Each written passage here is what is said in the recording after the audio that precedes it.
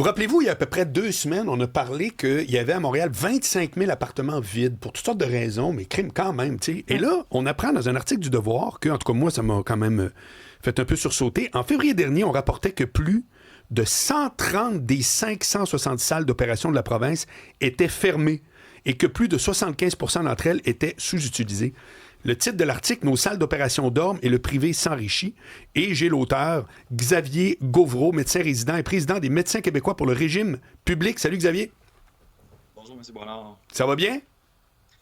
Ça va bien vous-même? Ben oui, absolument. Bon, c'est assez étonnant d'avoir un médecin résident qui prend la parole sur ce dossier-là. Au fait, c'est intéressant parce qu'on parle de descendre la liste d'attente des patients, ça on l'entend beaucoup, mais vous vous questionnez sur est-ce qu'on n'est pas plutôt en train d'enrichir le privé? Et venant de quelqu'un de l'intérieur, c'est assez intéressant comme propos.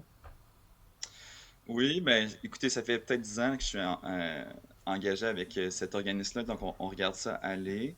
C'est sûr que nous, en tant que médecins résidents, on fait un travail dans les hôpitaux, on est tu sais, à la première ligne, je dirais, de ce qui se passe, donc les conséquences justement de cette privatisation-là, des patients qui sont envoyés en centres médicaux spécialisés alors que les salles d'opération sont vides, ben, ça nous touche aussi, puis ça touche notre capacité à offrir des soins là, aux patients, donc on est aux premières loges. Mais pourquoi ça bouge pas? Pourquoi à chaque mois, on va sortir ce genre d'article-là? On va dire, les gens attendent sur des listes, il y a plus de 3000 quelques patients qui attendent, mais les salles ne fonctionnent pas. Pourquoi on fait rien? Pourquoi ça bouge pas?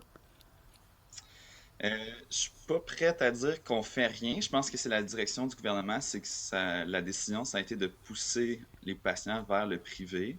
Puis malheureusement, je pense que c'était pas la bonne solution pour faire diminuer ces listes d'attente-là, parce que le privé fait des cas simples.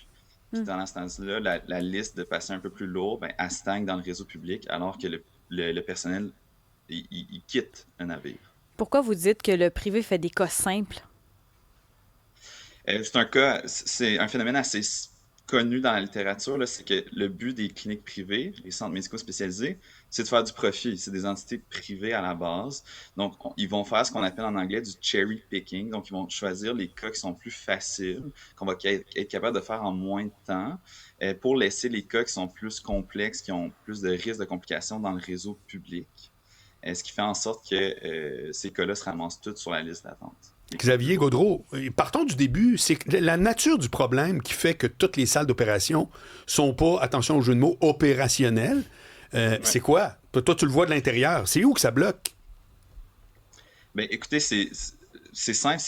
S'il y a un mot à dire, c'est la pénurie de personnel. En fait, c'est ça qui bloque, c'est le personnel qui vient nettoyer les salles, qui vient aider les chirurgiens, les anesthésistes, les inhalothérapeutes. C'est ça qui bloque, c'est ça qui fait en sorte qu'à la fin de la journée, là, quand les chirurgies, on est en train de les planifier dans la journée, on va dire non, après une telle heure, on peut plus faire de chirurgie parce qu'on n'a plus de personnel qui peut rentrer pour faire ces salles-là.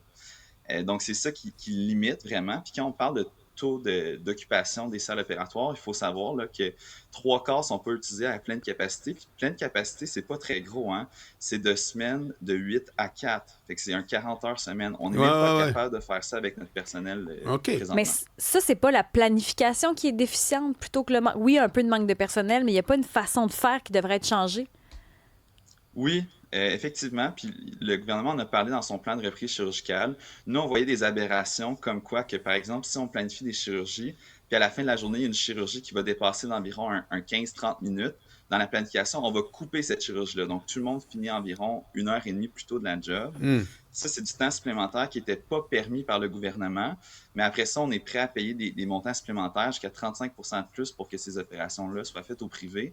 C'est là que, pour nous, il y a une aberration. Avez-vous des exemples de cas, justement, qui ont été plus compliqués parce qu'ils ont attendu trop longtemps sur une liste d'attente? Est-ce que vous avez ce genre d'exemple-là de patients qui ont souffert pour la mauvaise gestion?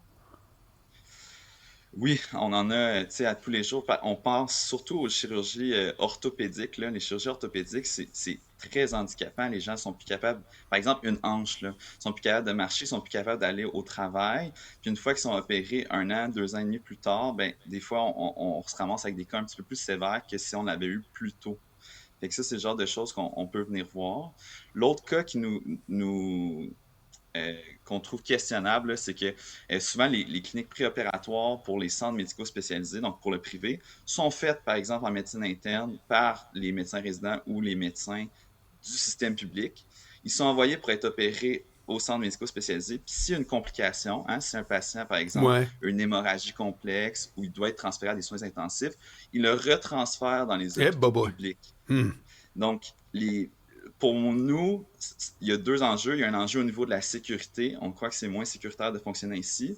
Puis de 2, c'est un peu de dire, ils se lavent les mains des complications de ces chirurgies-là. Fait que ça, c'est l'autre chose qu'on peut voir là, dans nos salles d'op.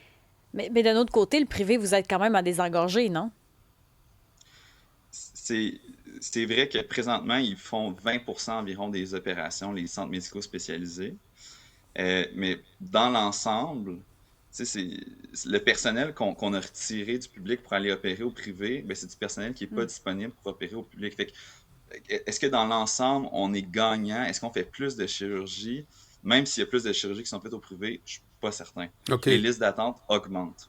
Puis, Dr Xavier Gauvreau, si tu avais une solution à proposer claire à appliquer maintenant, de un, est-ce qu'il y en a une ou c'est vraiment une espèce de tissu trop complexe? Et 2, ce serait quoi? La première chose, c'est de ne plus mettre $1 supplémentaire dans les centres médicaux spécialisés. Okay. Tout l'argent qui devrait être mis dans le plan de reprise chirurgicale, devrait être mis dans le personnel, ramener le personnel des centres médicaux spécialisés ou du privé vers le public pour que nos blocs opératoires qui sont déjà construits, qui sont déjà fonctionnels, fonctionnent à 100%. C'est ça, je pense, le truc numéro 1. Avant de dépenser plus au privé, financer les marges de profit, on finance le public adéquatement. Réaction d'auditeur. Pourquoi ne pas copier le bloc opératoire de Grande-Bay ou Saint-Jean-sur-Richelieu où tous mettent la main à la pâte, notamment pour laver les salles d'opération, même les chirurgiens participent. Il y a une collégialité dans ces hôpitaux-là. Oui, absolument. J'avais vu ce cas-là. C'est super intéressant. Je pense que c'est le genre de choses qu'on pourrait apprendre au niveau du système public. On est beaucoup dans une gestion top-down, là, donc centralisée, où ce que Santé Québec décide de façon un peu uniforme, un peu partout, qu'est-ce qui devrait fonctionner dans la province. Ça, c'est une autre des choses, c'est de redonner un peu d'autonomie aux équipes locales pour avoir des initiatives qui fonctionnent pour eux. Fait que Grande-Bay, c'est un bel exemple de ça. Martin, on enrichit le privé malheureusement à cause des échecs successifs du public, des ratés, la mauvaise gestion, entre autres, du système public. Comment vous réagissez à ce genre de cynisme-là que l'on reçoit, pas que ce midi, là, ça arrive régulièrement sur la messagerie? Je suis d'accord avec cette frustration-là. Je suis d'accord avec ce message-là. C'est vrai qu'au niveau du public, il y a des ratés. C'est vrai que c'est inacceptable d'attendre plus d'1 an. Il y a 25 ans, quand il y a eu l'arrêt Shaoli qui a permis d'avoir plus de privés en santé, c'est qu'on parlait que c'était une atteinte aux droits humains que d'avoir autant de délais d'attente. On est d'accord avec ça. C'est juste que c'est reconnu dans la littérature, c'est ce qu'on voit. Le privé, c'est pas la façon de venir régler cette solution-là, puis de fournir des droits humains, droits à la santé aux Québécois et Québécoises. C'est connu dans la littérature, c'est des soins publics qui vont être capables de faire ça. Dr Xavier Gauvreau, médecin résident, président de Médecins québécois pour le régime public. Je te remercie. Très intéressant. Merci beaucoup.